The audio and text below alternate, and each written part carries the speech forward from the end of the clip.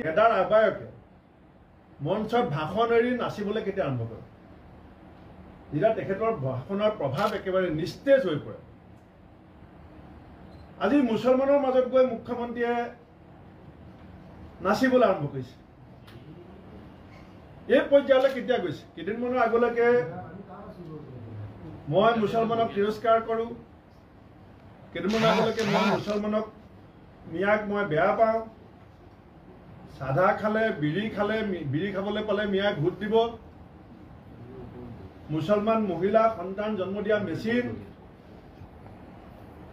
কৰিমগঞ্জলৈ গ'লে পাকিস্তানলৈ যোৱা যেন লাগে ধুবুৰীলৈ গ'লে বাংলাদেশ যোৱা যেন লাগে বুলি কোৱা মুখ্যমন্ত্ৰীগৰাকী হঠাৎ ওলোটাখৰ কিয় মাৰিছে কাৰণ তেখেতে গম পাইছে যে তেখেতে যিটো সমষ্টি উজনি অসমত নিজৰ আত্মসন্মানৰ প্ৰশ্ন বুলি লৈছিলে যোৰহাট তাত মুখ্যমন্ত্ৰীগৰাকীৰ অহংকাৰ চূৰ্ণ কৰিছে চেণ্ট্ৰেল মিনিষ্টাৰক ডিব্ৰুগড়ৰ ৰাইজে পৰাজয় বৰণ কৰাইছে দুজন তেওঁলোকৰ চিটিং এমপিৰ অৱস্থা অতি শোচনীয়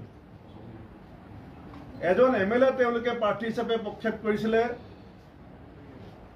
তিনিটা সম্প্ৰদায় তেখেতক বাকচ শূন্য কৰি পঠিয়াইছে